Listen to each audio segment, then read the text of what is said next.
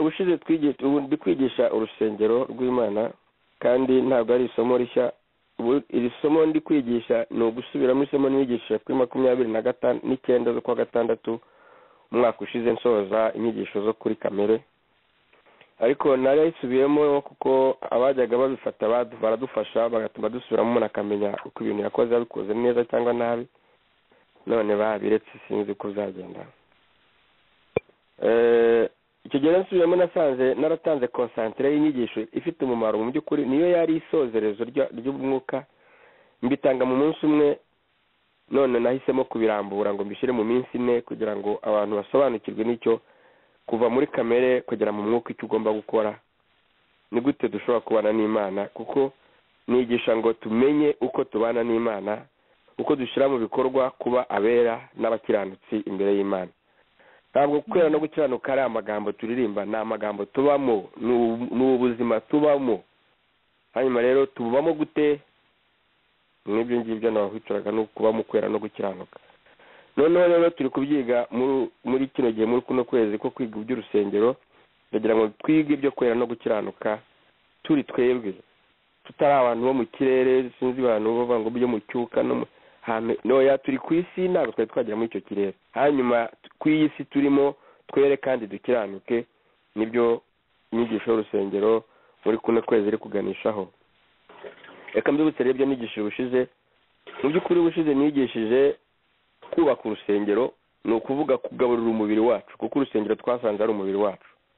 Umubiri wacu ntabwo Imana iwanga.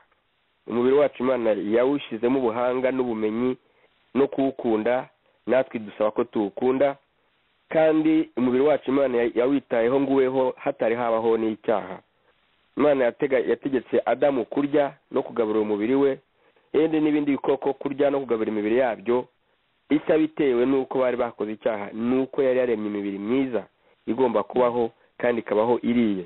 Niyo mpamvu yaduhaye ibiryo rero nibyo nigishijeho ubushize, niyo matafari yubaka umubiri wacu.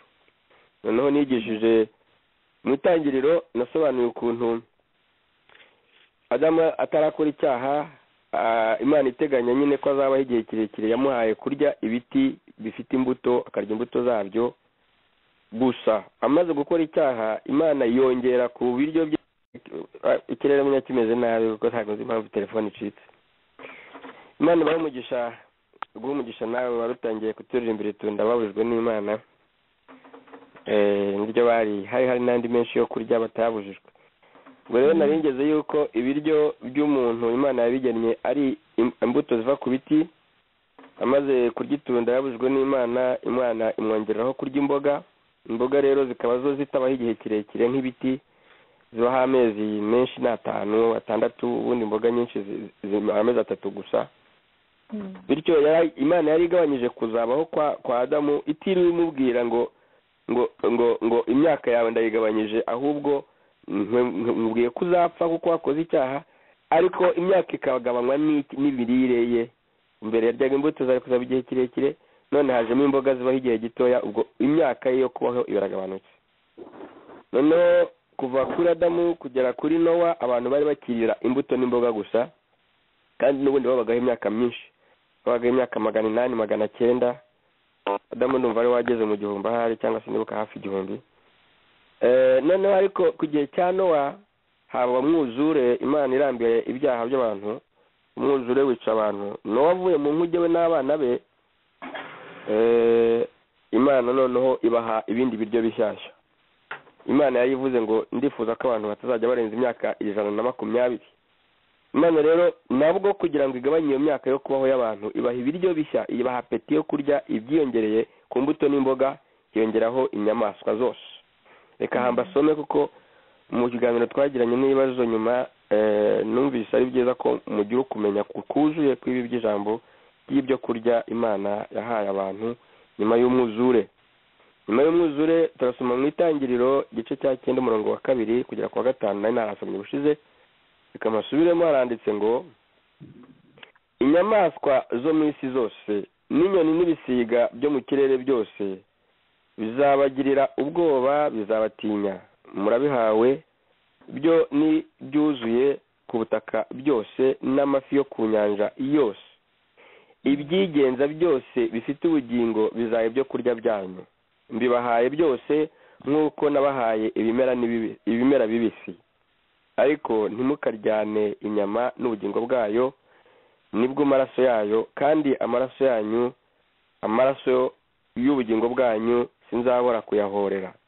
Icyo nshaka kugarukaho cy'ingenzi ni ukuvuga iby'Imana, inyamaswa Imana yavuze ko turya mu Itangiriro 9:2 kugera kuri 5, ni zose n'ibitagangurirwa ubishiremo, n'ubwo nzi ko njye ntari numva umuntu wabiriye zose, ahubwo noneho ubwo uburyo bwo kuzirya ni ubuhanga bwacu bwo kumenya kuzitegura ku buryo tuzirya zitatwishe cyangwa zituryoheye. Ariko apeti y'inyama n'inyamaswa Imana yaziduhaye itarobanuye inyamaswa zose zo mu kirere, zose zikurura ku isi, zose zo mu mazi. Ahangaha ndagira ngo basobanurire iki kintu ku buryo bw'umwihariko. Imana yahaye ibi biryo amoko yose aturuka kuri Nowa. Mu moko aturuka kuri Nowa hari ubwoko bumwe buturuka kuri Aburahamu, ariko Aburahamu ni umwe mu moko menshi aturuka kuri Nowa. Ni ukuvuga ngo uretse abaturuka kuri Aburahamu baje guhabwa imirire yabo yihariye, bakabuzwa kurya bimwe mw'ibi bintu Imana yari yahaye abandi bose, andi moko yose yahawe afite uburenganzira bwo kurya imbwa, iminyorogoto, inzoka, ibikeri, ibintu byose muzi twebwe nk'Abanyarwanda tutarya, hakaba hari abandi babirya. Uburenganzira babuhawe n'Imana mu Itangiriro ku gice cy'9 umurongo wa 2 kugera ku wa 5. Ntidufite uburenganzira bwo kubaciraho urubanza ngo ibyo barya ntibyemewe, biremewe. Imana yabivuze nimwe ntivuguruza. Reka mbasubiremo aho hantu ngo murabihawe byo n'ibyuzuye ku butaka byose, nta na kimwe kivuyeho, n'amafi yo mu nyanja yose, ibyigenza byose bifite ubugingo bizaba ibyo kurya byanyu, mbibahaye byose nk'uko nabahaye ibimera n'ibyatsi. Ngarukiye aho ngaho urumva yuko Imana ntiyatanze n'agace gatoya katarako kuribwa mu nyamaswa. Icyo ni kimwe rero. Ibibazo rero mwambajije ndacyari ku isomo ry'ubushize byerekanaga ko ababigishije mbere babigishije iby'Imana yemereye kurya Abayahudi gusa. Abayahudi n'abana ba Aburahamu. Abayahudi ni ukuvuga Abayisiraheli ni abana ba Yakobo, Yakobo akaba umwana wa Isaka, Isaka akaba umwana wa Aburahamu, Aburahamu akaba wo kwande. Ibyo rero byose Aburahamu ni nk'umwuzukuruza cyangwa umwuzukuru kwa Nowa. Bikaba bivuga rero ngo andi moko yo kwa Nowa cyangwa se ubuvivure n'ubugizi, andi moko yo kwa Nowa afite uburenganzira bwo kurya ibintu byose. Ni Imana yabitanze, ntabwo ari uko babishakaga. Hanyuma rero bigeze kuri Aburahamu kubera umwihariko wa Isiraheli, yababwira ngo abandi bemerewe kurya ibi ngibi, ariko mwebwe kuko muri umwihariko wanjye ndababwira ngo mwo kurya ibi ngibi. Impamvu abantu bagiye bigisha ngo twebwe abakirisitu turi Abayisiraheli bashya, icyo ni ikinyoma by the way. Ntabwo twebwe abakirisitu turi Abayisiraheli. Abayisiraheli barahari, n'ubu ngubu barahari, bari mu gihugu cyabo. Twebwe turi abanyamahanga ku bwoko Isiraheli Imana yari yatoranyije. Turi abanyamahanga rero, ibiryo byacu biri muri ibi ngibi byari byahawe abana ba Nowa bataraba abo kwa Aburahamu. Aburahamu duhuje kwizera, ntabwo duhuje amaraso. Amaraso ahuje n'Aburahamu ni Abayisiraheli n'Abarabu. Rero ni ukuvuga ngo kuba duhuje kwizera na Aburahamu ntibituvuga ko duhuje n'amaraso. Amaraso yo tuyahuje twebwe n'abatubyaye bo kwa Nowa bemerewe kurya inyamaswa z'amoko yose. Kugira ngo ibyo bintu byo kurya mubigireho ubumenyi butuma mutazongera kwiruka mubiburana no kubicaho imanza, ku buryo musobanukirwa ko abakirisitu ni abanyamahanga. Pawulo wari uvuga ngo ndi intumwa y'abanyamahanga, ndi intumwa y'abatari Abayahudi, ba bandi bemerewe kurya ibintu byose. Wibuka Petero bamubwira ngo najye gusanga wa musirikari Imana yamweretse ibinyamaswa bitaribwa, yamubwira bitaribwa nande n'Abayahudi gusa. Yamubwira ngo ngaho bagubirya, aramubwira ngo reka dango ntago narya ibintu bizira, ngo ntukavuge yuko ibintu naziruye bizira, ngo bagurye nubwo zari inzozi, ariko ngo bagurye ntukavuge ko ibintu naziruye bizira. Noneho rero arakanguka, akangutse bamwohereza kujya guhura n'umusirikare w'umunyaroma wari wamutumyeho. Agiye nibwo yasobanukiwe ko ibizira byose biba mu banyamahanga bitakizira. Nuko rero abita Abayahudi, ni byiza kuba Umuyahudi, ariko ntabwo ari Imana yaduhitiyemo. mumenye identite yacu ntabwo ari Ubuyahudi. Identite yacu ni abana b'Imana bavutse bwa kabiri, turi abanyamahanga, tutari igiti cy'umwimereri. Igiti cy'umwimereri cyari Isirayeli n'Imana yari yarobanuye, ariko twebwe turi igiti kitari umwimereri, ni icyahagitswe. Hanyuma rero mwikwishuka ngo mube batarimo. Dore rero noneho izo mpaka intumwa zarazigiye igihe cyazo, n'ubu ngubu ziracyakururana, ariko muramutse mugiye musoma Bibiliya n'ababigisha bakajya basoma Bibiliya batarimo ubufana, babona yuko izo mpaka zo kurya no kunywa impaka zakemuwe n'intumwa ku gihe cyazo.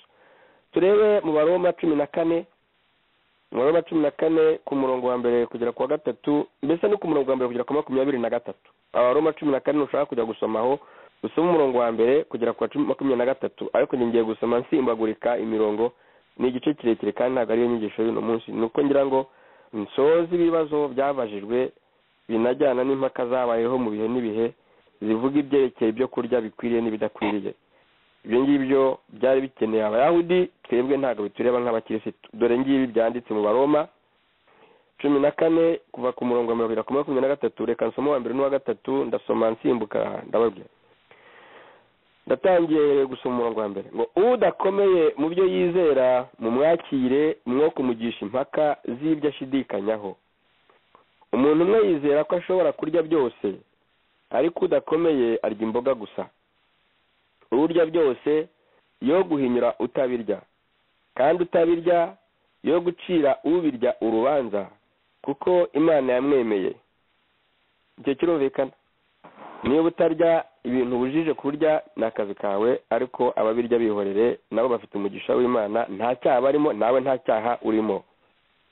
Umurongo wa 6, urobanura umunsi awurobanurira kubw'umwami wacu, urya kubw'umwami wacu, urya kubw'umwami wacu kuko ashima Imana, kandi utarya nawe yanga kurya kubw'umwami wacu nawe agashima Imana. Ukuvuga ngo utarya n'urya ntacyo bitwaye, bose bemewe ko babirya bashima Imana gusa. Umurongo wa 20, ngo ntimugasenye umurimo w'Imana kubw'ibyo kurya byose. Donc 20, ntimugasenye umurimo w'Imana kubw'ibyo kurya byose ntibihumanya, ariko urya ibisitaza abandi azabona ishyano. 21, ibyiza ni ukutarya inyama cyangwa kunywa vino cyangwa kudakora ikindi cyose cyasitaza mwene so, kikamugusha cyangwa kikamuca intege. Naho umurongo wa 23 ngo ariko urya ashidikanya wese abaciriweho iteka, kuko atabiryanye kwizera, kandi igikorwa cyose kidakoranywe kwizera kiba ari icyaha. Muri make ikirimo hano ni ikintu kimwe. Wowe wemera ko uzarya biriya, uzajya urya, nta muvumo ukuriho, ufite umugisha. Undi we yemera ko arya biriya, nawe nta muvumo umuriho, afite umugisha. Mwembi nta cyaha mukora, mushima Imana gusa. Izo mpaka zagiwe n'intumwa zirasubiza ibyo bibazo, ntabwo ari ngombwa ko kino gihe tubitindaho. Abakolosayi 2 umurongo wa 16 ngo nuko rero n'ibyo kurya, nyamara Imana izabitsembaho byombi. Iyi ndezima isomo ry'ubushize nababwira ngo ibyo kurya byose twabihawe ngo byubake umubiri wacu byose, ariko ibyo kurya byose twahawe harimo bimwe turya tukarama, harimo n'ibindi turya ntiturame. Noneho ni ukuvuga ngo hari ibyo kurya Imana yatanze tutarakora icyaha, yifuza ko tubaho igihe kirekire muri buno buzima bw'umubiri wacu. Hari n'ibyo kurya Imana yaduhaye ibiduhaho igihano kugira ngo tutarama muri buno buzima bw'umubiri wacu. Ibyo rero ugiye kubirya ukibanda ku byo Imana yari yatanze iteganya ko tuzabaho igihe kirekire, ntabwo ari ukuvuga ko uzamara imyaka 1000, ariko uzabaho igihe kirekire kiruta icyo abarya ibiryo twahawe igihe cyo guhanwa. Ibiryo by'imboga ntabwo ari ibiryo bitera indwara n'imbuto, ariko ibiryo iyo biyeretseho ziriya nyama twavuze byo bizanamo indwara.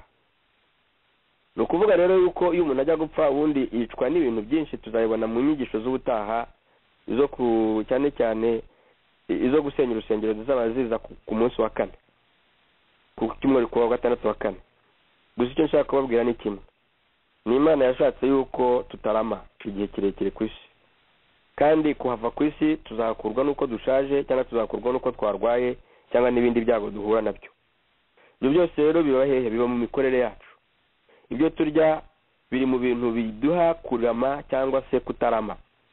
Icyo nababwira nk'abana b'Imana, wapfa ukenyutse ukijijwe ntacyo bitwaye Imana, wapfa uramye cyane ukijijwe ntacyo bitwaye Imana, ari upfa ari uriho bose babereho Yesu. Ariko ikibi cyaba cyuko umuntu yakenyuka ataranakizwa. Byaba byiza yuko umuntu yashobora kurya akabaho igihe kirekire, byibuza akazabona igihe cyo gukizwa hagati aho kuko ariho. Naho niba yarakirijwe ukaba urya nabi, nakubwira ngo byari byiza kumenya kurya neza kugira ngo ube igihe kirekire. Nta cyaha kirimo yuko ubaho igihe kirekire kandi ukijijwe. Ariko niba utabizi ugakoresha ubuswa hanyuma ukarya nabi ugapfa vuba cyangwa ukarwaragurika, humura uzajya mu ijuru, ariko ubuzima bwo ku isi ni wowe ubwigomwe, ntabwo ari Imana ibukugomwe. Ni ubuswa bwawe butumye utarama, ntabwo ari Imana ikubujije kurama. Icyo Imana ikeneye ni uko dukizwa, icyo Imana ikeneye si uko dupfa vuba. Wapfa utinze wapfa udatinze, icyangombwa ni uko ukizwa. Ndakirangije, nta nubwo ndi bwakire ibibazo bikigarukaho kereka niba hari abantu ubushize batakurikiye, ariko rezime imaze gukora isomo ry'ubushize naho yagushaga.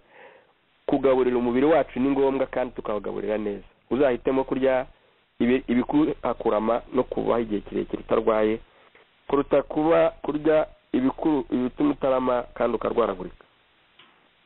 Ariko byose nta cyaha uzaba ukoze. Dukomeze rero, uyu munsi turiga gutaha urusengero no kurwegurira Imana. Turareba Abakorinto ba mbere igice cya 6 umurongo wa 19 n'Abakorinto ba mbere igice cya 3 umurongo wa 16 bivuga kimwe iyo mirongo yombi. Wa 19 igice cya 6 turavuga ngo mbese ntimuzi yuko imibiri yanyu ari insengero z'Umwuka Wera uri muri mwe, uwo mufite wavuye ku Mana. Naho Abakorinto ba mbere igice cya 3 umurongo wa 16 ukavuga ngo ntimuzi yuko muri urusengero rw'Imana kandi ko Umwuka w'Imana aba muri mwe. Icy'ingenzi ni ukubabwira ngo umubiri wawe muvandimwe, waba ari wa mubiri wagaburiye nabi ukaba urwaye, waba ari wa mubiri wagaburiye neza ukaba ufite ubuzima bwiza, uwo mubiri wawe iyo wemeye Yesu ukamwakira nk'umwami n'umukiza wawe ubaye urusengero. Ubwo ubaye urusengero tugiye kureba urwo rusengero barutaha Imana yarutashye gute, kuko ni urusengero rw'Imana ntabwo ari urusengero rw'ibindi bindi. Inzu yose igira agaciro bitewe n'imirimo ikorerwamo. Inzu y'ubucuruzi bayita nyine inzu y'ubucuruzi, ikagira agaciro kangana n'ibicuruzwa birimo. Iyo inzu icuruza ibintu by'amafaranga makeya ni inzu nyine y'agaciro gakeya, ariko inzu icuruzwa ibintu by'amafaranga menshi yitwa inzu y'agaciro kenshi. Iyi sanduku irimo amafaranga menshi yitwa isanduku iremereye nyine ifite agaciro kanini. Iyi sanduku irimo ubusa nyine yitwa irimo ubusa turanayijugunya. Niba rero umwana w'umuntu wakijijwe yuzuyemo ubutunzi bw'ijuru n'isi, agaciro ke ntabwo ari wa mubiri. Niyo waba uboze, niyo waba urwaye, niyo waba utagize, ni ukuvuga ngo ni urusengero yenda rufite inkingi zijegajega, ni urusengero yenda rufite inkingi zamunzwe, ni urusengero yenda rufite ibitabagure rurava, ariko agaciro k'urwo rusengero gatangwa n'Imana isengerwamo. Agaciro k'iyo nzu nubwo yaba idakomeye gatangwa n'igikorwa gikorerwa muri iyo nzu. White House ifite agaciro kuko ari inzu ikorerwamo na Perezida wa Repubulika ya kino gihugu cy'Amerika. Indi nzu yose igira agaciro, inzu y'Uwiteka ari twebwe ifite agaciro. No mpaka kubera yuko twebwe ubwacu dufite agaciro, kuko Uwiteka uba muri iyo nzu afite agaciro, kuko Yesu uba muri iyo nzu afite agaciro, kuko Umwuka Wera uri muri iyo nzu afite agaciro. Imana rero yatashye urusengero rwubatswe n'abantu mu ngoma za kabiri ibice cya 5 ku murongo wa 13 n'uwa 14 ndagira ngo tuhagereranye n'uko Imana yatashye urusengero yiyubakiye mu kindi gice. Dusomye ingoma za kabiri igice cya 5 umurongo wa 13 n'uwa 14 haranditse ngo ubwo abavuzaga amakondera n'abaririmbaga bahuza amajwi, humvikanishije ijwi rihuye bahimbaza bashima Uwiteka, kandi barangurura amajwi yabo n'amakondera n'ibyuma bivuga n'ibintu bicurangwa bahimbaza Uwiteka bati Uwiteka ni mwiza kandi imbabazi ze zihoraho iteka. Nuko muri uwo mwanya inzu ihera ko yuzura igicu, ariyo nzu y'Uwiteka. Iyi ngiyi ni ugutaha k'urusengero rwari rwubatswe na Salomoni. Igice cya 14 singusomye ariko nawe basubira ngo bituma abatambyi ngo batakibasha guhagarara ngo bakore kubw'igicu, kuko icyubahiro cy'Uwiteka cyuzuye inzu y'Imana. Inzu yubatswe na Salomoni y'amabuye n'ibiti byavuye muri Libani, inzu y'abantu Imana yarayitashe yitaha ikoresheje igicu, ku buryo abatambyi babuze ukuntu bakorera muri icyo gicu batabona, biba ngombwa ko basohoka, kuko iyo nzu yari yuzuye ubwiza bw'Imana, yari yuzuye icyubahiro cy'Imana, ariko yari inzu yubatswe na Salomoni. Reka rero wumve ugutaha k'urusengero kw'inzu yubatswe n'Imana ubwayo n'ibiganza byazo. Gutaha urusengero rutubatswe n'abantu byakozwe n'intumwa ku gice cya 2 ku murongo wa 2 n'uwa 3. Aho haranditse ngo nuko umuriri ubatunga uvuye mu ijuru umeze nk'umuyaga uhuha cyane ukwira inzu bari bicayemo. Umurongo wa 3, haboneka indimi zigabanyije zisa n'umuriro, ururimi rujya ku muntu wese wo muri bo. Amen, amen. Ahantu haranshimisha. Abantu bose duhuriza, abigisha bose bahuriza, kuko itorero rya Yesu, itorero ry'Imana ryavutse ku munsi wa Pentecote. Ariko ndagira ngo ndutse ko Pentecote atari umunsi mukuru w'abakirisitu. Pentecote ari umunsi mukuru w'Abayuda, ari umunsi mukuru w'ingando, ari umunsi mukuru w'umuganura wamaraga iminsi 50, niyo mpamvu babitaga Pentecote. Hanyuma rero uwo munsi mukuru Abayahudi aho babaga mu bihugu byose bari baratataniyemo, nimbona kanye nzayogisha amateka ya Isirayeli n'amateka y'abakirisitu kuva Isiremwa kugera kuri za millennium no ku buzima bw'iteka ryose. Ariko icyo gihe cy'urusengero kuri Pentecote, intumwa zari ziteraniye ahantu ngo bitaga mu nzu yo hejuru, neka ko ari muri etage, bari 120 hamwe n'abandi bantu bari barize Yesu, barimo na nyina wa Yesu. Noneho bumva ikirere cy'umuriro kiraje, abacyumvise n'abatuye mu mujyi, ngenda intumwa zaracyumvise, ariko ku ntumwa n'abari bicaranye nazo bagiye kubonabona ku mutwe wa buri muntu haje ikintu kimeze nk'umuriro waka. Noneho ntago ari umwotsi, umuriro waka uraza witereka ku mutwe wa buri muntu, ariko ntago umuntu yahiye imisatsi. Noneho rero abantu bahuruye bituma na za ntumwa zisohoka mu nzu aho zari ziri. Bivuga ngo ntabwo abantu bwabo babonye imiriro yaka ku mitwe y'intumwa, menya bari kwirukanka iyo babibona, ariko intumwa zo n'abari bari muri icyo cyumba nibo babonye imiriro yaka ku mitwe yabo ubwabo. Buri muntu akabona umutwe we wa mugenzi we hariho umuriro. Ibyo rero icyo bivuga ni igiki? Mu gutaha urusengero rwubatswe n'abantu, rwubatswe na Salomoni, Imana yohereje umwotsi. Ariko mugiye gusoma mu bindi byanditswe byinshi bivuga ngo urusengero rwa Salomoni rwabaga Yerusalemu, ntabwo Imana yarubagamo, ngo yari yararutuje mu izina ryayo. Habagamo gusa amategeko 10 ya Musa, hakabamo akeso cyangwa se agakebano cyangwa agasani kariho manu, hakabamo ya nkoni ya Aroni, ntabwo ari ya Musa. Inkoni ya Aroni yari yaramezeho uburabyo n'imbuto, nibyo byabaga aho ngaho, nibyo byabaga muri iryo hema, ni nabyo bashyize aho ngaho mu nzu ya Salomoni. None Imana yavuga ngo rega ngo ntimwambonera ahantu mwanyubakira, kuko ngo isi yose ngo nyushimizeho ibirenge byanjye, kandi ijuru n'intebe yaho nicara, ntabwo rero mwebwe nk'abantu mwabona inzu munyubakira ngo nkwirwemo. Bityo nubwo yari yabemere ko baka Yerusalemu, ariko yavuze ngo mpashyire izina ryanjye mujye muze muhasengere, hari izina ryanjye. Naho rero igihe cy'intumwa ntabwo haje izina rye, haje umwuka wera yinjira mu bantu bari barizeye Yesu. Haje Yesu yohereje umwuka, yari yavutsemo umwuka waraza abaseseramo, abagumamo. Noneho intumwa zisohotse hanze kuvuga indimi n'igiti, zavuze amagambo, zavuze ijambo, zasohoye Yesu ari ubarimo, zasohoye ijambo, zasohoye Imana yari barimo. Donc bari baramize Yesu, niko navuga, bari baramize ijambo. Umwuka wera araza ataha urusengero rwari rwaragiyemo Yesu. Noneho basohotse bagiye hanze, ijambo ryari ribarimo ritangira gusohoka, abantu baryumvise bakaryumva mu ndimi z'iwabo. Icy'ingenzi ntabwo ari indimi zavuzwe hariya, icy'ingenzi ni urusengero rw'Imana rwatashwe bwa mbere icyo gihe, rutahwa ruri mu bantu, noneho rutari mu rusengero rw'i Yerusalemu. Impamvu yatumye Imana utaha urusengero kuriya ni ukubera iki? Amateka aratwereka ko, noneho ngiye kubavunjira hagati mu mateka y'isi. Isi yaremwe mu minsi 6, uretse ko ndamutse mbyigishe nabasobanurira ukuntu iminsi 6 ishobora kuba ari imyaka 6. Noneho n'Imana na Adamu bararemwe, noneho ariko guhera kuri Adamu kugera ku bapatriarche, no kuvuga kugera ku bakuru babyaye ibihugu, Nowa na Aburahamu, burya hari hashize hasi imyaka 2000. Guhera kuri ba Nowa na Aburahamu ukagera kuri Yesu yavukiye, imibare ntabwo ari presi neza, niyo mpamvu ndi gufata gace kanini, naho hashize imyaka 2000.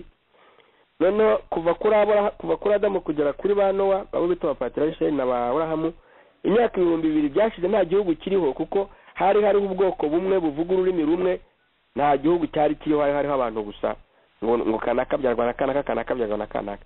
Ariko kubera ku rubyaro rwa Nowa niho hatangira kuvuga ngo umwana kanaka ngo niwe se w'amahanga runaka, umwana kanaka niwe se w'amahanga runaka. Abana ba Nowa n'abuzukuru be nibo babyaye amahanga. Niyo mpamvu icyo gihe ni naho haje kuboneka noneho indimi nyinshi zavuye ku munara w'Ababeli. Icyo nshaka kuvuga gusa nuko mu mahanga yavutse, Imana yitoranyije mu ishyanga rimwe iryita Isirayeli. Iryo shyanga iriha amategeko rigenderaho. Ibyo bintu igice cy'ibihugu cyamaze imyaka 2000 kuva muri icyo gihe kugera igihe Yesu avukiye. Igihe Yesu avukiye, igihugu cya Isirayeli cyarasenyutse mu by'ukuri nyuma ho gatoya mu mwaka wa 70. Kirasenyuka, Abaromani barasenya neza, bahindura abaturage baho bashyiramo abandi baturage b'Abarabu, bakita Palestina, ari nayo kugeza iki gihe ubu ngubu muzi mujya mukurikirana. Noneho rero ariko icyo gihe Pantekoti bayeho, hari hatangiyeho ikindi gihe cy'Imana cyo gutangiza itorero. Itorero kuva icyo gihe kugeza ubu hagiye gushira imyaka 2000, kuko niba Yesu yarapfuye mu mwaka 33 kandi itorero rikaba ryaratangiye Yesu amaze gupfa yarazutse, tuvuge wenda ko ryatangiye mu 33 cyangwa 34, simbizi neza kuko ntabwo imibare ari presi. Ariko no kuvuga ngo tugiye kurangiza imyaka 2000 kiliziya cyangwa itorero rya Kristo ririho muri gahunda y'Imana. Rero Imana yarigeze mu gihe cyo kugira igihugu gifite amategeko kigendera ku Uwiteka, yitoranyirije ari cyo cyari Isirayeli, yagiye amategeko igihana urusengero rwa Yerusalemu. Ariko mu gihe cyo kuzagira abantu batari abayisirayeli b'abanyamahanga bitwaga rejanti, badafite icyo bahuriyeho na Isirayeli, nabo bakaba abana b'Imana, nabo bafite imyaka 2000. Bafite indi myaka 2000 kandi twenda kuyirangiza. Mbabwira ngo mwitegure, Yesu agiye kuza, kandi Yesu naba aje gutwara itorero ntabwo ari bw'isi zabirangiye, ni igihe cyo gutwara itorero bakita elevation de l'église. Icyo gihe mukitegure, mwazabona muri mwebwe mu nkurikiye hari abazaba bariho. Niyo mpamvu rero ngo iki igihe cyo gutwara itorero bakita ngo iki mukozi w'Imana? Elevation de l'église. Amen. Uzamurwa ku itorero. Amen. Itorero rimaze imyaka hafi 2000 riri gutegurwa, 2000 bigiye kurangira kandi rizatwarwa muri ibyo 2000. Noneho Isirayeli nayo yamaze hafi imyaka 2000 nk'igihugu cy'Uwiteka, ariko itorero ryatangiye kuri Pantekote. Noneho Imana yinjira mu rusengero rw'umuntu.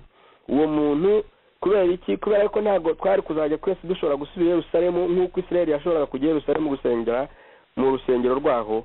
Imana yakoze ku buryo iba mu rusengero rw'umubiri w'umuntu, kugira ngo abantu bose b'amoko yose babandi bava kwa Nowa n'indimi zabo zose nibamara gukizwa bo kujya batega amaso kuzajya gusengera Yerusalemu ngo Imana ibumve, ahubwo bajye babana n'Imana bagendana iba mu mutima yabo.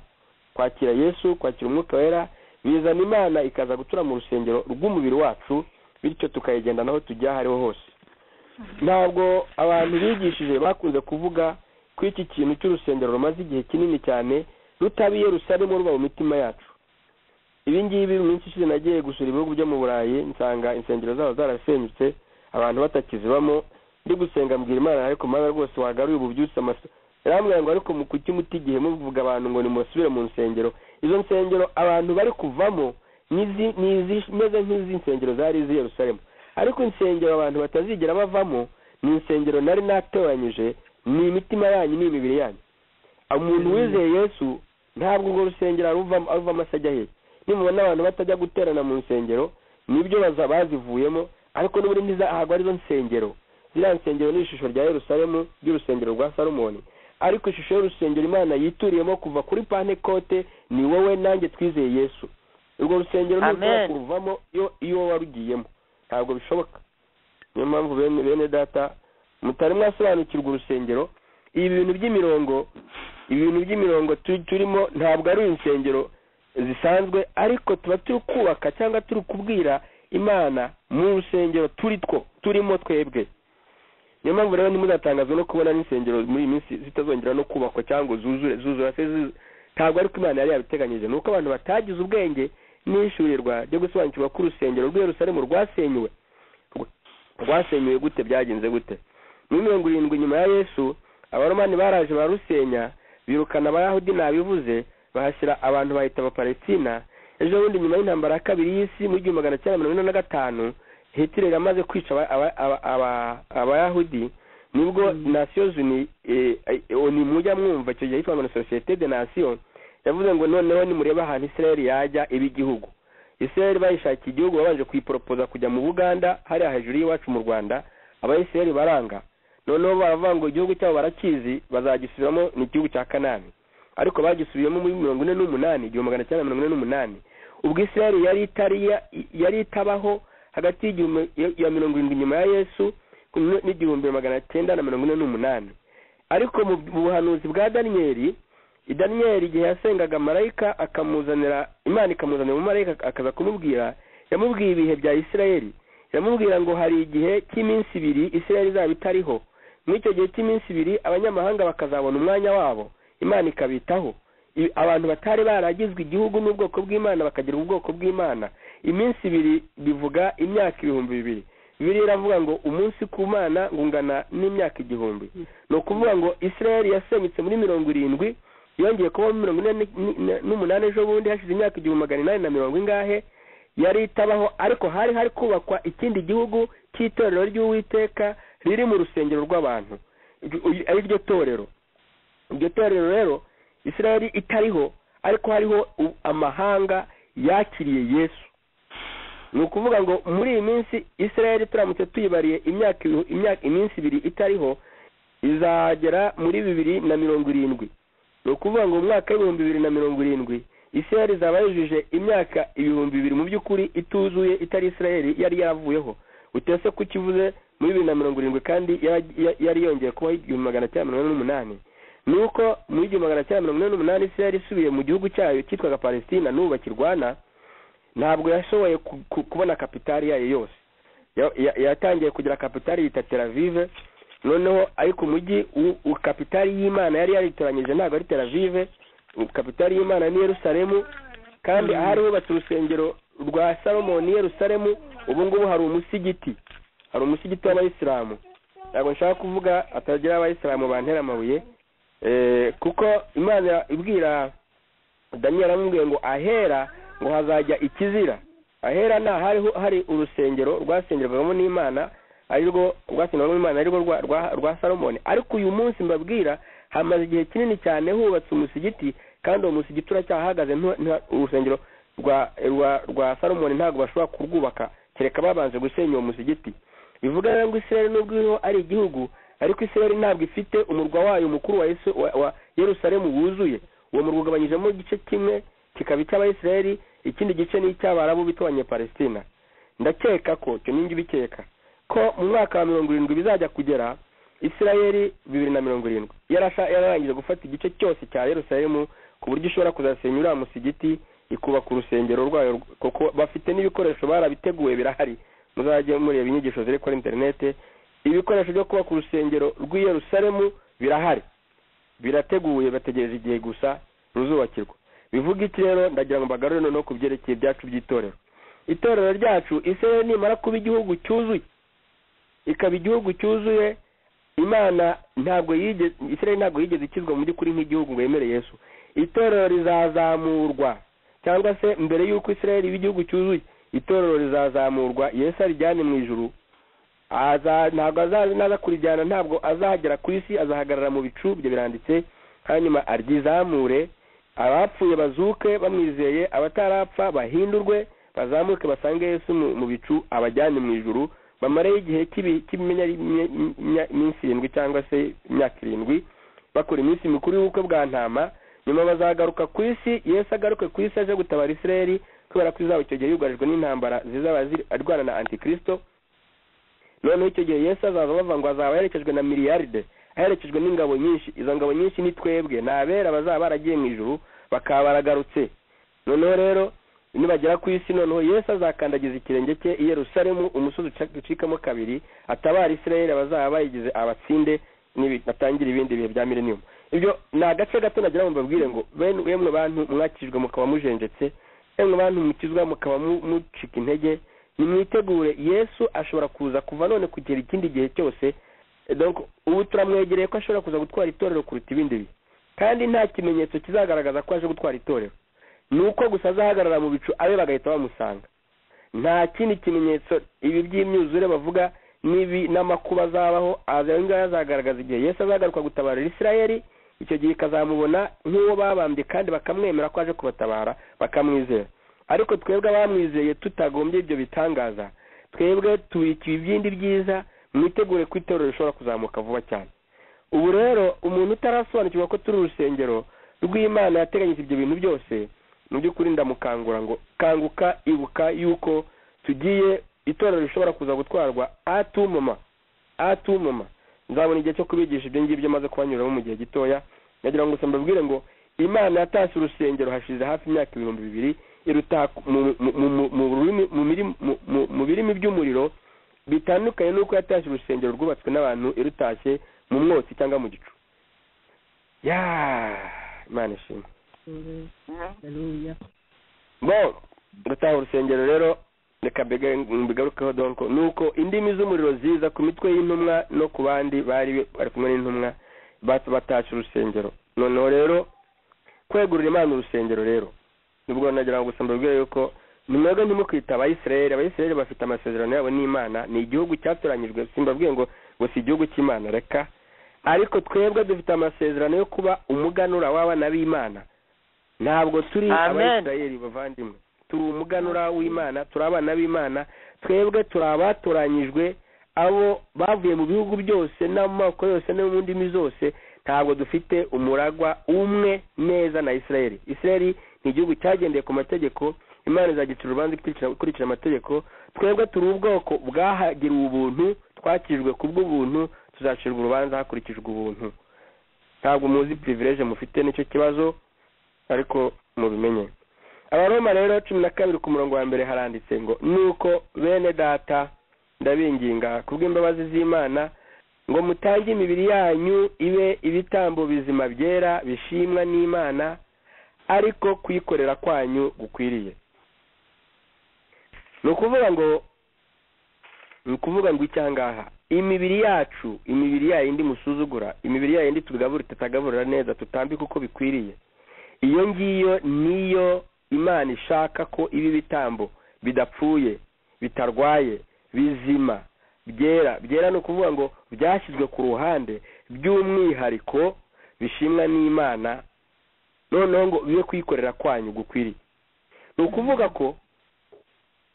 ko iyo ufite umubiri warinze kurwara, warinze kwandura, ukagira umubiri ushobora kwerekana yuko ubwiza bw'Imana burimo, kandi ntago umubiri ugaragaza ubwiza bw'Imana ari urwaye, ni umubiri muzima.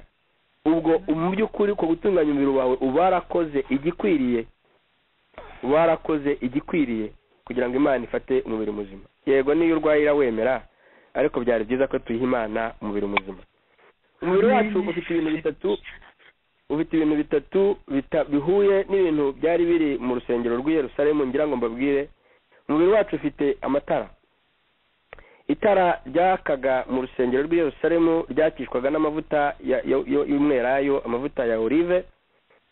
rigereranywa n'amaso yacu. Amaso yacu nayo ni amatara. Muri Matayo 6:22-23 haranditse ngo itabaza ry'umubiri ni ijisho, ijisho ryawe nirireba neza umubiri wawe wose uba ufite umucyo. Kuri 23 ngo ariko niriba ribi, ni ukuvuga niritareba neza. Ritareba neza ni gute? Bifite nk'amataratara, bifite ubundi burwayi bwose, umubiri wawe wose uba ufite umwijima. Ijisho ritareba ntabwo bavugaga ryo mu mwuka muvandimwe. Ijisho ritareba ni iryapfuye, niyo Yesu yahumuye. Yesu ntabwo yahumuye amaso yo mu mwuka gusa, yahumuye n'amaso afatika. Ashyiraho ibyondo amaso arareba, ayakoraho amaso arareba, aciraho amaso arareba.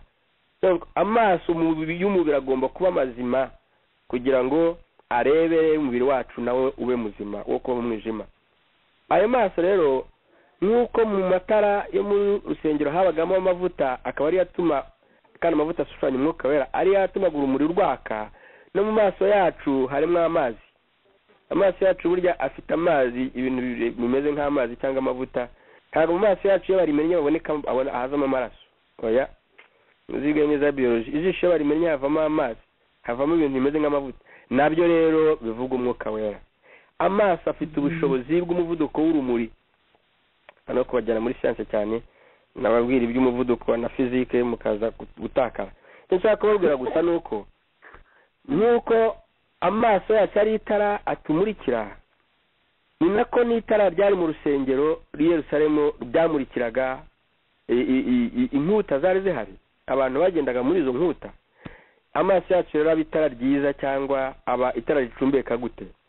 Iyo tureba ibintu byiza, akaba ari byo twitaho, akaba ari byo dutekerezaho, akaba ari byo dutumbira, akaba ari byo dushaka gukora, amaso yacu badufashije kubihitamo ibyo byiza, tukajugunya ibindi bibi biri ku ruhande twabonye. Nicyo gituma amaso yacu nigeze kubabwira ngo niyo ari mu bintu bidukurira amashusho y'ibintu ku isi, akaduha ibitekerezo bikaduha amagambo, kandi bikaduha ibikorwa tuzakora. Iyo rero ufite amaso areba ibikwiye kurebwa, akareba ukamenya guhitamo ibikwiye gukorwa n'ibitunganye, mu by'ukuri ufite itara ryawe ryaka neza, urusengero rwawe rukora neza. Ariko iyo umurika ahantu mu mwijima, mu mwanda, mu biki, ukajyana amaso yawe mu bidatunganye, noneho ibitekerezo byawe bikaza ntibitungane, hanyuma ibikorwa byawe nabyo ntibizatungana, urwo rusengero rwawe rw'umubiri uruzaniramo ibibazo, ariko kandi no mu mwuka ukabuzanya ibibazo n'Imana, ukabiteje umwijima muri wowe. Ikindi kintu nshaka ko tuganiraho mbabwira none ni igicaniro cyabaga mu rusengero rw'i Yerusalemu. Icyo gicaniro kikaba kiba no mu mubiri w'umuntu. Igicaniro aricyo bita hotel cyari gifite amakara bashyiragaho imibavu gusa, ngo umubavu ujye uzamuka ushushanya uhumurirwe, Imana ihumurirwe n'iyo mibavu mu mazuru yayo. Ariko Imana si umuntu, ntabwo ifite amazuru nka yacu, cyari igishushanyo. Ariko burya mu bwonko bwacu, ubwonko bw'umubiri w'umuntu bufite amashanyarazi. Mu mubiri w'umuntu hari ibintu bibiri bifite amashanyarazi, niba mutari mubizi. Ubwonko bw'umuntu bufite amashanyarazi, n'umutima w'umuntu ufite amashanyarazi. Noneho rero mu bwonko niho hari amashanyarazi menshi akoresha umubiri wose. Amashanyarazi y'umubiri y'ubwonko iyo asopanye bavuga ko umuntu arwaye igicuri. Ibyo ni ibindi birebire nanone ntayo bagiremo, ariko wampa Imana mukabyumva gusa, kuko birashoboka ko mubyumva mukagira. Amen, amen, amen. Kubera ko ubwonko bw'umuntu bufite amashanyarazi, ayo mashanyarazi nababwiye ko ubwo bwonko buriho amashanyarazi ahanini ni bwa bundi bumeze nk'ibigudi, bwitwa cortex cerebrale, kandi ubwo bwonko nibwo butuwemo n'ibitekerezo byacu. Ubwo bwonko nibwo butegeka amagambo yacu, kandi iyo dusenga niyo turirimba tuba dukoresha amagambo, tuba dukoresha ibitekerezo.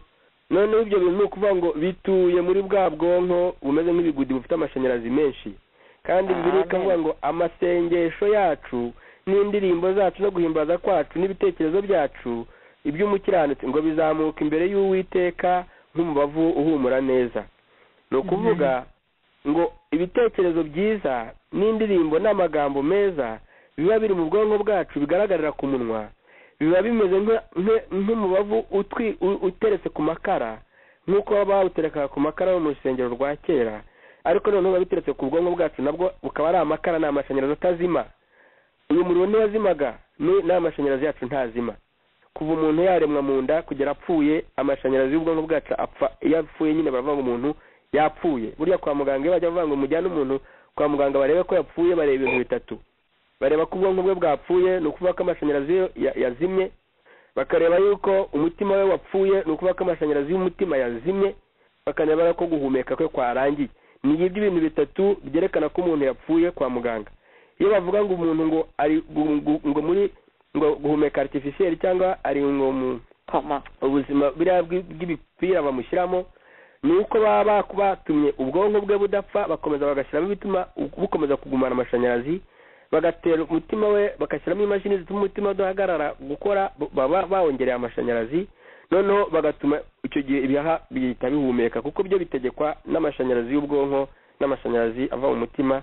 Ni ukuvuga ngo ibihaha byo byanze bikunze bihita byinjiza umwuka, umubiri ugakomeza gukora kandi umuntu ameze nk'uwapfuye. Rero ndi kubasobanurira abavandimwe bya siyansi ya kino gihe, ariko biri mu by'Imana yateganyije yuko urusengero rwayo rwa rundi rw'i Yerusalemu rwari ishushanyo y'urusengero rw'ubu ngubu turi rwo. Urusengero rw'i Yerusalemu ntabwo rwari urw'ukuri, urusengero rw'ukuri ni wowe nanjye. Twebwe amashanyarazi yacu ntazima. I Yerusalemu bagombaga kwinjizamo amakara buri munsi, ariko twebwe Imana kuva yakurema yashyizemo amashanyarazi yawe atazima kugeza igihe uzapfira. Niyo mpamvu ayo mashanyarazi yawe agomba guhorana ibitekerezo n'imvugo n'indirimbo byose bisingiza Uwiteka, kugira ngo uwo mubavu ujye uzamuka imbere y'Imana uwihumurira neza. Amen, amen.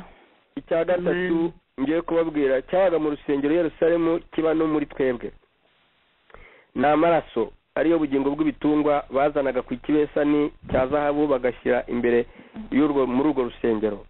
Amaraso nababwiye yuko tuyafite, nayo asirikira muri twebwe, nayo aba mu mutima wacu bakanagenda impande zose, kandi ayo maraso niyo abimbye ubugingo bwacu.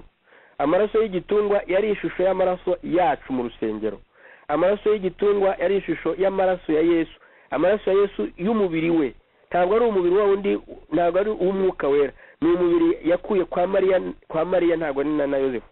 Ni ukuvuga amaraso Yesu yavuye ntabwo ari amaraso yo mu mwuka, ni amaraso y'ubumuntu.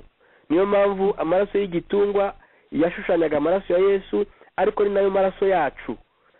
Ntabwo rero Imana yari yashyizeho biriya ishaka kuvuga ko ari iby'iteka, ahubwo ibyari iby'iteka ni iby'amaraso y'abantu. Imana yagira ngo ibereke ko amaraso y'abantu ari amaraso arimo ubugingo, kandi aho agomba guhora imbere y'Imana ari amaraso mazima. Niyo mpamvu nababwiye iby'imirire n'iminywere.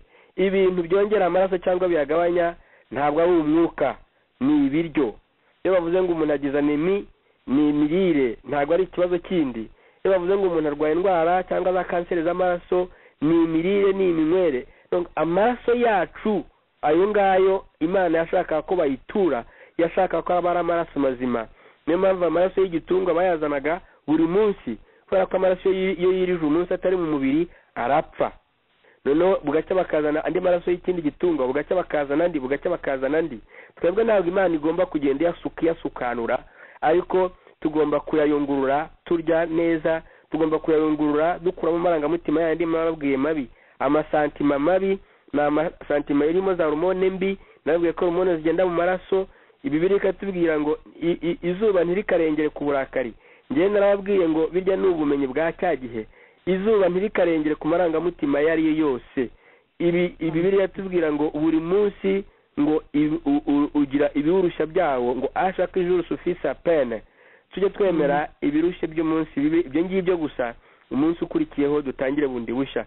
Uko umunsi ukeye, uko wije, dutangire bundi busha, twakwiyeho agahinda, twakwiyeho umujinya, twakwiyeho kubabara, twakwiyeho n'ibyishimo. Buri munsi ugira ibyishimo byawo, ntidugakururane ibyishimo by'ejo ngo bigere undi munsi, kuko buri munsi ugomba kugira ibintu byawo. Amaraso akahora ari mashya. Amaraso y'icyagira amashya ni imirire n'iminywere yacu, ikindi cyagira amashya ni amasantima yacu, ni za hormone. Ibyo nababwiye ukuntu twitwara, ko ibikomere byacu nibyo bituma tugira amahormone mabi, tukagira amarangamutima mabi. Hanyuma rero bene data, uburyo bwo kugira ngo ibikomere byo kujya bihora biroga amaraso yacu ni ukubabarira. Nari nabivuze mu zindi nyigisho. Amaraso yacu dukumva kuyakuraho amarangamutima akomeretse yose, tukayakuramo ibintu byose bisharira, ariko tuzabikora dukoresheje uburyo bubiri. Hari uburyo nababwiye bw'amasiporo no kubira ibyuya, ariko hari n'uburyo bwo gutekereza ku ijambo ry'Imana, hakaba n'uburyo bwo kubabarira kugira ngo urekure iby'amasantima yawe yose, kugira ngo amaraso yawe aba amaraso meza atambirwa Imana buri munsi ari mazima. Ni amaraso atari ayo mu mwuka, ni amaraso afatika. Ibyo turya n'ibyo tunywa biyafiteho uruhare. Nuko rero ubwo umaze kubereka urusengero Imana yitahiye, kandi nkabereka ukuntu urwo rusengero rutari urw'i Yerusalemu, ahubwo urw'i Yerusalemu rwari ishusho, urusengero nyarwo ni twebwe.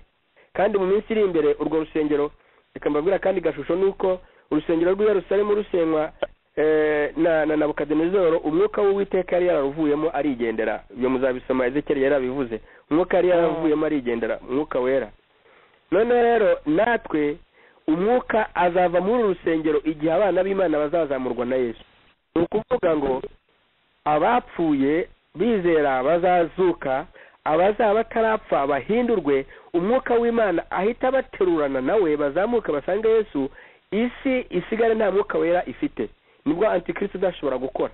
Impamvu Antikristo atarigaragaza ngo akore neza, ngo avuga ati ni njyewe nimumbore nimutanabishobora ndabamena amatwi, nuko hakiri umwuka wera. Kandi umwuka wera ntabwo ari utuye muri za nsengero mutekereza, umwuka wera nutuye mu bana b'Imana bayizeye.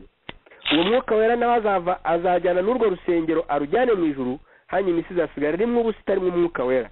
Icyo gihe abantu bazakizwa bazipfira ku giti cyawe, ntabwo bazapfirwa na Yesu. Ibyo birazwi, bazipfira. Niyo mpamvu rero bene data, twebwe dutungishije isi kubera yuko nitwe dutuma uburakari bw'Imana na Antikristo badakora, kubera yuko umwuka wera aba mu bantu bizeye Yesu. Ariko umwuka wera azagenda ajyane nabo, isi isigaremo ubusa, isigaremo abantu batuzuye umwuka wera. Icyo gihe isi izabona ibyago bikomeye cyane. Impamvu isi itarabona ibyago bingana bityo, nuko njyewe nawe n'abandi bizeye Yesu bagihari. Bityo umwuka wera kuko hari, amadayimoni n'ibindi byose ntabwo bifite imbaraga zo gusenya urusengero bitubatse. Byasenye urusengero rw'i Yerusalemu kuko rwari rwarubatswe n'abantu, ariko urusengero rwubatswe n'Imana nta wundi muntu ushobora kurusenya kereka Imana yonyine nyiri kurwubaka. Niyo mpamvu rero bene data, turebe ukuntu uyu muntu amaze kuba urusengero agendana n'Imana. Iyo umaze kuba urusengero, ni ukuvuga ngo Imana ikwicaramo kuva wakizwa, ikakugumamo kugeza igihe izakujyana ikakumurikira Imana Data. Ntabwo umwuka wera aguta, akugumamo kugeza igihe azakugira umuntu mukuru. Murambabwira ngo benshi n'abana, akugumamo ukigishwa ugakura kugeza igihe azagushyikiriza ushyitse uri ku rugero rungana na Yesu. Niyo mpamvu rero umwuka wera iyo abonye byakunaniye no gusenga, we aremera agasenga, kandi umwuka wera n'Imana. Turebe rero kugendana n'Imana nk'urusengero, turebe kubana kumva utuwemo n'ubutunzi bw'isi ukuntu bigenda. Nicyo tugiye kurangirizaho. Turareba Abakorinto ba kabiri igice cya 6:16, ngo mbese urusengero rw'Imana rwahuza rute n'ibishushanyo bisengwa, ko turi urusengero rw'Imana ihoraho. Ako gace nari maze gusobanura iby'urusengero, ngo nk'uko Imana yavuze iti nzatura muri bo, ngendere muri bo. Tugiye kureba rero kugendera muri Imana tugenderamo, ngo nzaye Imana yabo, nayo bazaba ubwoko bwanjye. Nujya ugenda icyo ukora, ntukibagirwe yuko ubana n'Imana yawe kandi ukabura ubwoko bwayo. Bitandukanye na biriya bindi Isirayeli yari yabwiwe. Isirayeli yari yabwiwe ko ari ubwoko bw'Imana, ariko twebwe turi abana b'Imana. Abizeye Yesu bahindutse abana b'Imana. Kuba ubwoko bw'Imana no kuba abana b'Imana biratandukanye. Njye nahitamo kuba umwana w'Imana no kuba ubwoko bw'Imana. Kuba ubwoko ni ukuvuga ngo uri ikintu, uri possession, ni ukuvuga ngo uri umutungo w'Imana. Ariko iyo ubaye umwana w'Imana, uba warenze kuba umutungo, uba wageze kuba Imana nyirizina. Abayisirayeli ntabwo bari barigeze bitwa ko ari Imana, bari baravuze ngo muruta umwana dutoya, ngo mbese umuntu n'icyo kuba mugize gato w'Imana. Ariko abana b'Imana bo ntabwo ari Imana ntoya. Yesu nibyo yazize, yaravuze ngo ndi Imana, bati uzi ko bisumbukuruza, nyamara ubwo bumana bwacu bwe yabuhaye twebwe, natwe turi mu Imana muri twebwe. Tuzaba tugiye mu ijuru gukora iki? Gutaha ubwo bukwe bwo kubana n'Imana. Ntabwo ko gushyingirwa n'Imana, gushyingirwa na Yesu atari kujya kurongorana ngo abagabo n'abagore, nta babizu muzahasanga. Muzaba mugiye mu ijuru ngo mube umwe n'Imana, mukore nk'ibyo Imana yakora. Niyo mpamvu Imana izabagarura ku isi. Yesu azagarukana namwe mumeze nk'ingabo nyinshi cyane, muje gutegeka isi. Ababwirije muzongera mubwirize, abahanuye muzongera muhanure, muzahanurira nde? Ababonye Yesu bakamutinya bakamwizera agarutse gutabara Isirayeli. Isirayeli izaba iri mu bazayizera icyo gihe. Muzasubira kwigisha ibihugu byanyu. Babandi bakizwa ari abana bakanga gukura kubera impamvu nyinshi, cyangwa se bakabuza gukura kubera impamvu nyinshi z'imyigishirize mibi, bazagaruka ku isi bongere bigisha ijambo ry'Imana, noneho mu buryo butuma bakura mu mwuka. Hari abantu benshi cyane bavutse badakuze, igihe kizagera bazajya mu ijuru nk'abana. Byaba nabwo ngo kwinjira mu ijuru, kujya mu bwami no kuyobora biratandukanye. Bazinjira mu ijuru nk'abana, binjirwemo nk'abarokowe kubera yuko bakijijwe gusa, ariko imirimo yabo isigare hanze itwitswe. Noneho abari barakuze bazagaruka ku isi bongere bayobore b'abana, babigishe iby'ijambo ry'Imana mu buryo butomoye. Yesu ari umwami Yerusalemu. Abayisirayeli bose baraba bezeye Imana, intumwa zizongera zisubire muri Isirayeli zibe abami n'abatambyi ba Isirayeli. Natwe tuzaba abami n'abatambyi mu bihugu byacu dukomokamo. Sinzi niba mubyumva. Amen, turabyumva. Niba mubyumva Imana ishimwe. Aho twavuze ngo turabami n'abatambyi, tuzagaruka tuba abami n'ubundi tutambira abandi, kubera yuko hari abantu b'abana bazinjira mu bwami ariko bagomba kubanza kurerwamo ngo bakure. Igihe cyose batarakura rero bazinjira, ariko bazagaruka kurerwa. Muri millennium bazarerwa kandi bakure. Millennium nirangira, abarezwe bagakura bazakomeza mu buzima bw'iteka. Abarezwe bakanga gukura nabo bazaba bahari, kubera ko hari abantu muri millennium izavanze abantu b'ibyiciro bibiri. Hari abantu bazaba baragiye mu ijuru bakagaruka, abo ntibazigera bapfa bongera gupfa, urupfu rwa kabiri naro ruzabareba. Hari n'abantu bazasangwa ku isi bakizera Yesu, abo bazongera bapfe, kuko Yesu Satani azarekurwa nyuma ya millennium, bongere bashukwe. Abatarizeye by'ukuri marigare ko bigishijwe bazapfa burundu, noneho abizeye by'ukuri bakomezanye igihe cy'iteka ryose. Ibyo ngibyo mwari mukwiye kubimenya bene data, kuko mu by'ukuri kuba ku isi utazi yuko hazaho ubuzima bw'iteka ryose nuko bizagenda byanditse mu gitabo cyawe utunze cyangwa udatunze ugomba kugura, biteye agahinda. Uzakigura icyo gitabo niba utagifite n'ujye ugisoma. Mu Itangiriro 5:21 kugera kuri 22 ndetse no 24 ndagira ngo tuhasome turebe ibyo umuntu wagendanye n'Imana uko byagenze, tumve uko twabyigana. Rero mu Itangiriro 5:21 kugera kuri 22 ndasimbuka ngera kuri 24 haranditse ngo Henoki yamaze imyaka 65 avutse abyara Metusela. 22 amaze kubyara Metusela, Henoki agendana n'Imana imyaka 300, ayibyaramo abahungu n'abakobwa. 24 kandi Henoki agendanaga n'Imana ntiyaboneka kuko Imana yamwimuye. Amen. Aha mwabyumvise, iyo umuntu agendana n'Imana, Imana iraza ikamwimura, ntabwo apfa. Mwabyumvise? Reka ngasubiremo. Umuntu ugendana n'Imana, Imana iramwimura, ni ukuvuga ava aho atuye ikajya kumutuza ahandi. Niyo mpamvu abagendanye n'Imana bapfuye urupfu rwa mbere. Yesu aravuga ngo ntimwibe, nako intumwa Paulo avuga ngo ntimwibeshye, ngo bazavuka, ngo ntituzabatanga, ngo bazazuka bwa mbere, bazuka n'indi mibiri, ngo naho bariho bahindurwe, ni ukuvuga bimurwe mu isi, bazamuke, bo ntibazapfa, bazimurwa. Noneho abari barapfuye bo kubera ko igihe kitari cyagera cyo kwimuka, bo bazabanza bazuka, kugira ngo tutazabirataho hari yuko twebwe turi beza kubarusha. Oya, bazabanza bo bazuka n'indi mibiri, imibiri inyura mu biti, inyura mu mazu, itagombye gushaka imfunguzo n'inzugi n'amadirishya, ikanyuramo gusa, ariko izaba ari imibiri. Iyo mibiri irarya, iyo mibiri iranywa, iyo mibiri ikorwaho. Yesu niyo yazukanye. Yesu yazukanye umubiri ukorwaho, uboneka, urya. Yari iyi fi yarazutse. Aravuga ati ngo ni mu ntekere, mume kuri ifi muri kurya, mume njyeho murebe, ntabwo umuzimu arya. Iyo mibiri tuzazukana ni imibiri itameze nk'iyi, ariko ni imibiri isa nk'iyi ngiyi, ku buryo idapfa, kandi ikaba ishobora kurya, ikaba ishobora kunyura mu nkuta, ikaba ishobora kwihuta itakeneye indege n'imodoka, ariko ni imibiri nyamibiri. Iyo mibiri ibaho. Yesu babaje Paul bati eko si atari ko se mushaka iki? Imibiri y'ibintu byose iratandukanye, habaho inyoni, habaho y'amafi, habaho iki, habaho y'abantu. Ati imibiri tuzazukana icyo nzi gusa isa n'iya Yesu. Kandi wa Yesu wari uwuhe? Ni umubiri muzima bakozeho yabwiye Tomasi ati ngaho ngwino ukore mu biganza byanjye rero dore harimo inkovu ni njye wabambwe. hano arabwira ati ariko mwantu bamwe nawe kuko muracyabona yuko ndi baringa cyangwa ndi umuzimu, ngaho ni mu mpisi mwokeje aho ngaho. Baramuhereza ati ndagira ngo njye mbereke ko ntabwo umuzimu arya, ndi muzima, mfite umubiri muzima. Nawe rero namwe ntimushidikanye kwibaza ngo Yesu umubiri tuzazukana cyangwa tuzasanganira Yesu ni umubiri wenda gusa n'uwo nguwo, nuko ari umubiri ufite ubushobozi bwo kunyura ahantu hamunyura hato, niko navuga, ukanyura ahantu hatanyurwa, kandi umubiri ufatika. Uwo mubiri rero uriho nimuwitegure. Noneho rero Enoki yagendanye n'Imana, hari ikintu kigaragara ngo yabyaye abahungu n'abakobwa mu gihe yagendanaga n'Imana. Reka masubiremo. Enoki yamaze imyaka 35 abyara Metusela. Amaze kubyara Metusela ngo Enoki agendana n'Imana imyaka 300 ngo ayibyaramo abahungu n'abakobwa. Bivuga iki rero? Enoki yagendanye n'Imana bitamubujije kuba umugabo mu rugo rwe, no kuvuga ngo yakoraga umubonano mpuzabitsina n'umugore we. None sugira ngo abana be bavutse ku bw'Umwuka Wera, yararyamanaga n'umugore we. Abana ngo ayibyaramo abahungu n'abakobwa. None yababyaraga ntabarere se?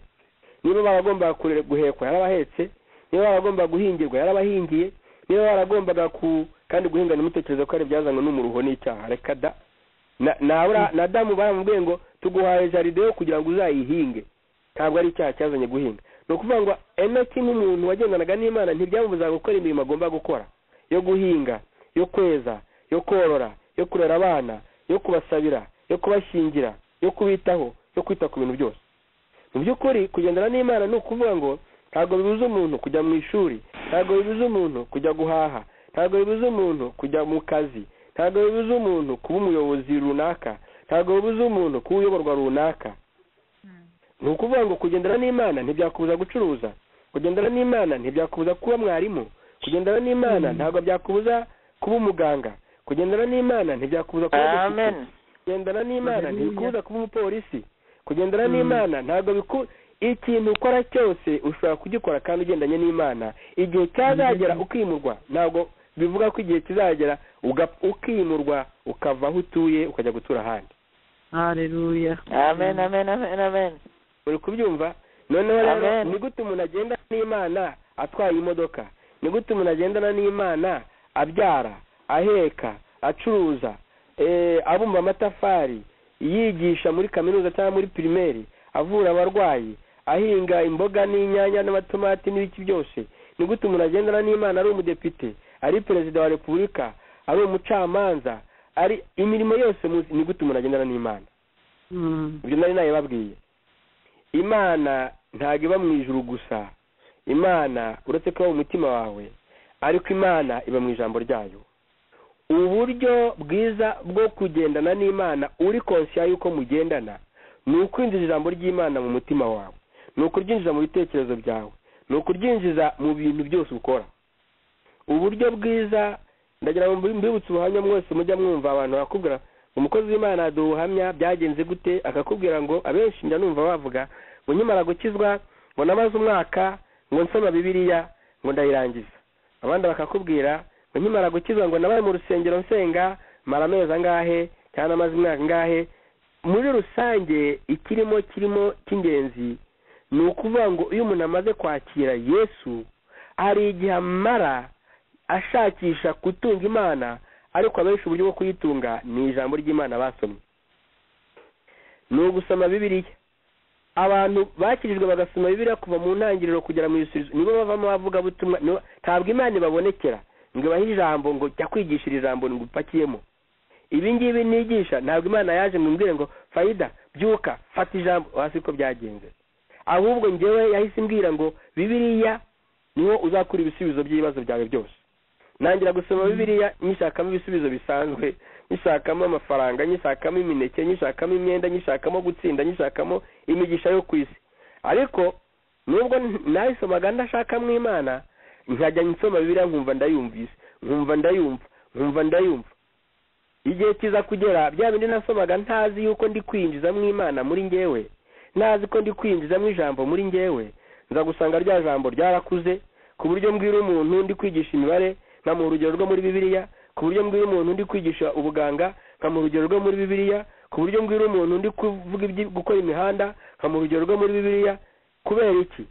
Iyo wasomye bibiliya, ijambo ry'Imana ariyo Mana, ariwo Yesu, akwibikamo ibihe byose, aho ugenda hose, icyo ukora cyose, iryo jambo rikajya rigaruka, ugasa nk'umuntu uryuza nk'uko inyamaswa zuza zigarura ibyo zariye. ni ukuvuga ngo amen. mwebwe mu nteze amatwi, uburyo nyabwo bwo kugendana n'Imana ni ukwicarana na Bibiliya, atari kwitwara mu mufuko ngo ugende wihungura uvuga ari impigi yawe uyigaragaza ngo ufite Bibiliya. Oya, ukiga gahunda yo gusoma ijambo ry'Imana, kandi buri gihe ukajya wibaza ngo ibi bintu Imana yandikishije ni ukuri cyangwa ni ibinyoma. Tujye turigisha impaka, ntabwo Imana ibyanga. Tumenye icyo yavuze kuri buri kintu cyose duhura nacyo mu buzima bwacu.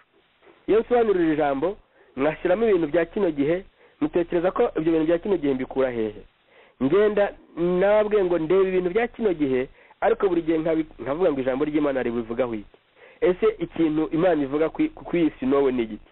Yaravuze ngo nuko ngundi mu gihugu cya Sinowe ariko mbere sinari mbizi, ariko nibuka ko handitse ngo ibyaha byanyu niyo byatukura tukutuku nzabigira ibyera nka Sinowe, nzabigira ibyera nka shelegi.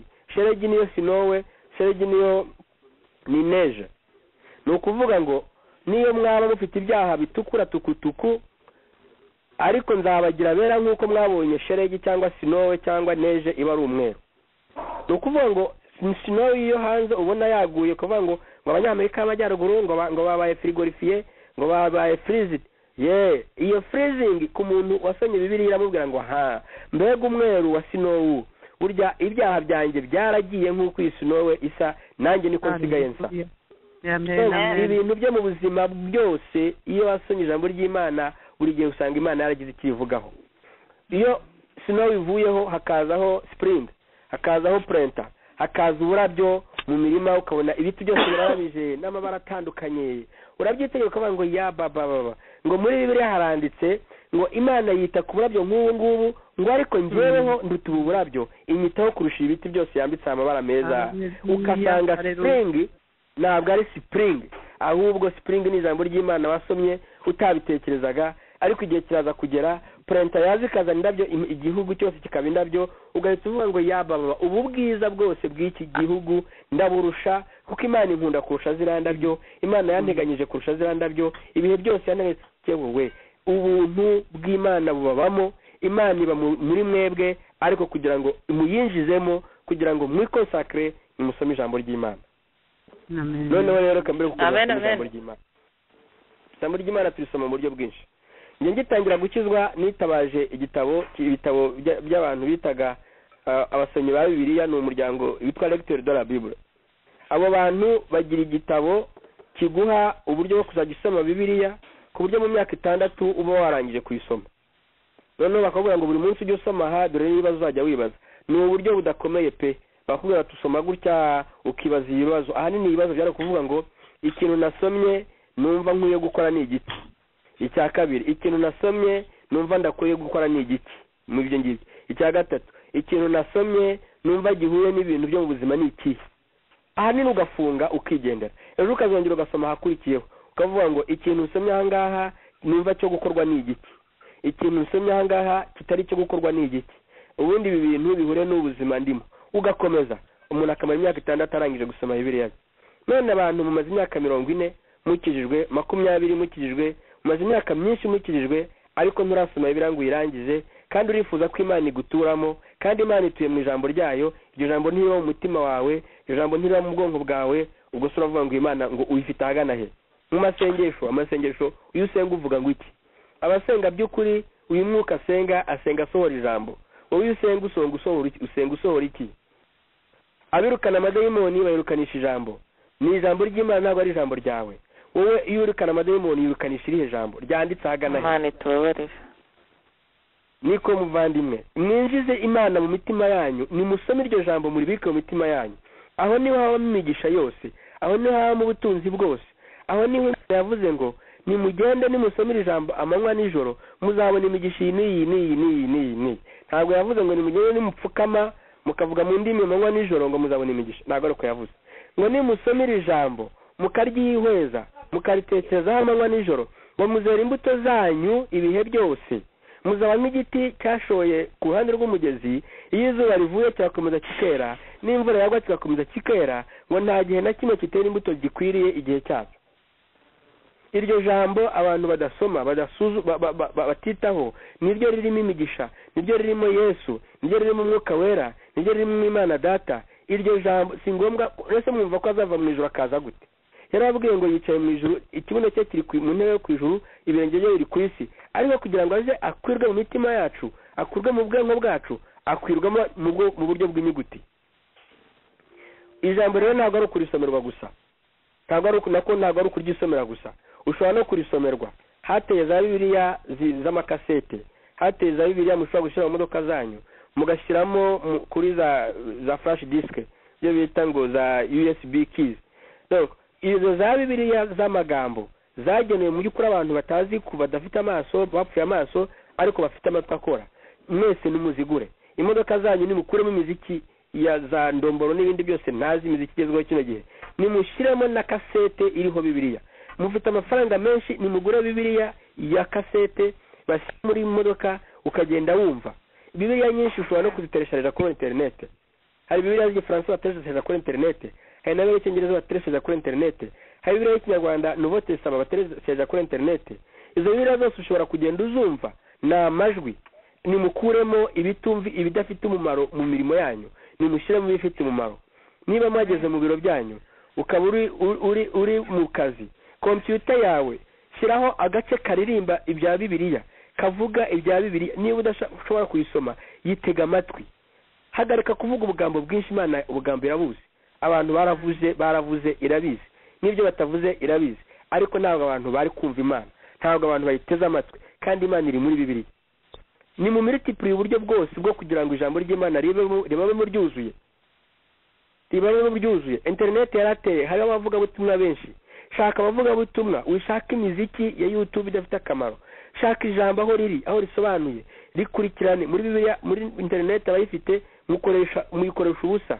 Harimo muri Bibiliya, muri internet ahantu hari Bibiliya zisobanuye, zirimo kwigisha, zirimo ayo mateka, ibyo bya miliyoni ndi kubabwira. Ubwo harimo abantu bari bumbaza ibibazo, nyamara mugiye kuri internet birahari.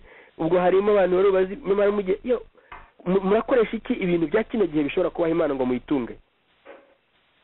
Muri kubikoresha iki? Imana tubabarire. None se hari honde mufite iki? Nimwinjire mu muhamagaro wanyu, nimuve mu by'isi bidafite umumaro, kandi ni muri by'isi biri mu ijambo ryanyu. Haleluya. Amen. Nuko rero nagira ngo nsozereze aho ngaho, hanyuma niba hari ibibazo mufite mu bibaze, ariko mbibutsa ko ni munsi nigishije ku rusengero, ku kuntu Imana yatashye urusengero, hanyuma ko gutaha urusengero by'Imana yari itangije igihe cyo kuba mu bantu, ivuye mu gihe cyo kuba i Yerusalemu no mu nsengero zisa nk'isi Yerusalemu. Hanyuma mbabwira yuko muri urwo rusengero tugomba kwiga kwiyegurira Imana, tukayiha imibiri itarwaye, kandi nababwiye uburyo bwo kurya ibintu bitagize. Sinababwiye ngo muzareke birana, natangiye mbabwira ngo ibyo urya byose nta rubanza ufite, ntukarucerera mugenzi wawe, ariko ujye umenya kurya ibifite umumaro. Hari ibitawufite byose turabyemera, ariko hari ibitagira umumaro. Hanyuma noneho tumenye kwegurira umubiri wacu muzima Imana, ukore ibyo Imana ishaka. Kugira ngo twegurire umubiri wacu ube ukora ibyo Imana ishaka, duhera ku maso yacu ndetse n'amatwi n'umunwa n'indimi n'iki, ariko cyane cyane amaso. Tugahera ku bwonko bwacu, tugahera ku mutima wacu. Ibyo ngibyo nabivuze mu buryo bufatika. Tumenye ibyo dushyira mu maraso yacu binyura mu biryo, tumenye ibyo dushyira mu bitekerezo byacu binyura mu maso, tumenye ibyo bintu byose bari ibyera, nibwo tuzabera kandi tugakiranuka imbere y'Imana. Ubwo buryo bwonyine bwo kwita ku by'Imana gutyo nibwo umuntu abamo ntacumure, ntakore icyaha. Naho ubundi iyo utangiye kuvuga ngo reka wirinde gusambana, reka wirinde gusinda, iyo utangiye kwirinda ibyaha uruturuva ukora ibyaha. Ariko utangiye ubwo buryo bwo gushaka kubana n'Imana, kugendana n'Imana, ukagendana na Imana aho uri mu byo ukora, utagombye gutegereza ku cyumweru ngo nibwo abantu babana n'Imana. Ntutegereze igihe cy'umurongo ubu ngubu, ubwo gatandatu nzabana n'Imana ndi kumwe na Faida yigisha. Ntutegereze ukavuga ngo ubwo Faida anyibukije yuko nimva ku murongo ndabana n'Imana ntetse, nimva ku murongo ndabana n'Imana nsinziriye, nimva ku murongo. Ntutakaze yuko ubana n'Imana aho ugenda hose, ibyo ukora byose by'ubuzima bwawe bwose.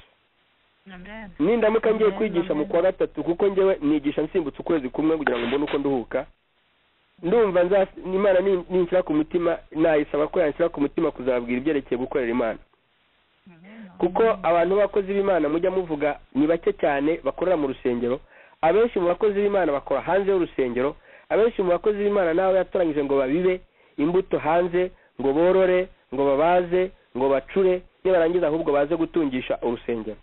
Abenshi mu bakozi b'Imana murahari, ariko ntabwo mwitwara nk'abakozi b'Imana. Abenshi mu bakozi b'Imana ujya gucuruza ntumenye ko uri gukorera Imana. Abenshi mu bakozi b'Imana ujya kubaza ntumenye ko uri gukorera Imana. Abenshi mu bakozi b'Imana uri mwarimu ariko ntuzi ko uri gukorera Imana. Ndagira ngo muzafunguke amaso umenye ko mu miryango 12 ya Isirayeli hari umuryango umwe gusa watorewe gukorera mu rusengero, hakaba imiryango 11 yatorewe gukorera hanze y'urusengero, kandi yose ari umubiri wa Kristo. Ndagira ngo mumenye yuko abahawe impano babandi abigisha, abahanuzi, intumwa, abavugabutumwa, ndetse hari n'abandi yitwa ngo administrateurs, n'abahawe kuvuga mu ndimi, n'abahawe abo bose ni abantu bakora mu rusengero. Hanze yabo ngabo hari abandi bahawe umuhamagaro wo gukora ibindi bintu byo mu buzima busanzwe, baca imanza, n'abaganga, n'aborozi, n'abashakashatsi. Mwebwe bakozi b'Imana, ndagira ngo mugere mu gihe cyanyu cyuzuye cyo kumenya ko muri mu muhamagaro wanyu, ko Uwiteka agomba gusingizwa muri mu bushakashatsi, ko Uwiteka agomba gusingizwa muri korora, ko Uwiteka agomba gusingizwa mutwaye imodoka, ko Uwiteka agomba gusingizwa muri kwigisha. Ndagira ngo mwese mwiyumve nk'abakozi b'Imana, mudacishwe bugufiya. Mose umukozi w'Imana ntabwo yari umukozi w'Imana kurusha Beseriyeli wubatse urusengero. Ntabwo Beseriyeli batubwiye ko yatambaga ibitambo, ariko ni washyizeho za nkingi, ni washyizeho ibikoresho byose by'urusengero, ni wayoboye imirimo yo kubaka no gusana. Ntago yewe Uwiteka wambabare ugafungura ubwonko bw'abantu bakumva.